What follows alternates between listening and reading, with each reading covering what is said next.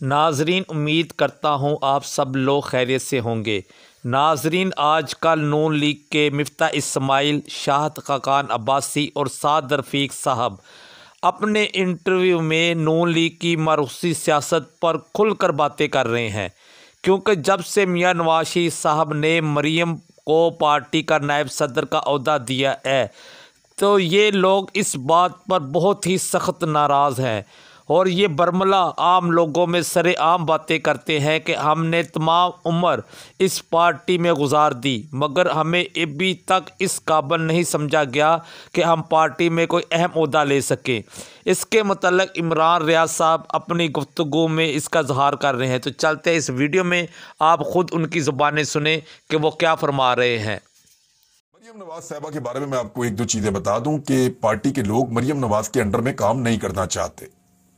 یہ پرابلم آ رہی ہے۔ پارٹی کی جو سینئر قیادت ہے، جو سینئر لوگ ہیں، خواجہ سعد رفیق آج کل اس کے بارے میں بات کر رہے ہیں، خواجہ آصف آج کل جو ہیں وہ بھی تھوڑا سا، ساتھ میں شاہد خاقان عباسی صاحب ہیں، وہ بھی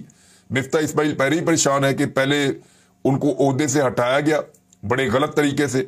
اس کے بعد سلمان شہباز ان پہ چھوڑ دیے گئے، سلمان شہباز نے ان کو جوکر قرار دے دیا اپنے ہی وزیر خزانہ کو، حالانکہ شہباز شریف ان کے والد جو ہیں وہ وزیر خزانہ کا شکریہ ادا کرتے رہے ہیں۔ تو شاہد خاقان عباسی صاحب نے یہ کہا کہ سلمان شہباز نے جو کہا ہے مفتاح اسماعیل کو جوکر، یہ نامناسب ہے اور غلط ہے۔ وزیر خزانہ نے جو بھی فیصلے کیے وہ وزیر اعظم کی ہدایات کے اوپر کیے ہیں، تو شاہد خاقان عباسی اسماعیل تو اس لیے ان کو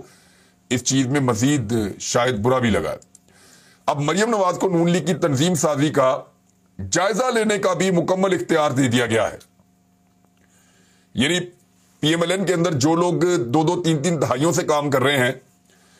وہ چند سال پہلے سیاست میں آنے والی مریم نواز ان کے مستقبل کا، ان کی سیاست کا اور ان کے عہدوں کا فیصلہ کریں گی اور اس کا جائزہ لیں گی۔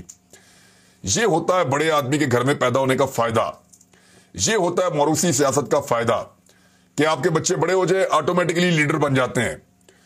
بلاول آٹومیٹک لیڈر، مریم آٹومیٹک لیڈر، بہت سارے اور بچے ہیں وہ لیڈر پیدا ہو رہے ہیں، لیڈر ہی بنتے چلے جا رہے ہیں، اور یہ موروثی سیاست ایسے ہی چل رہی ہے۔ کوئی انہوں نے محنت نہیں کی، کوئی انہوں نے کام نہیں کیا، کچھ سیاست کے اندر نہیں کیا، بس آئے اور آ کے موجیں لگ گئی ہیں۔ ادھر شہباز شریف صاحب نے ایک بڑا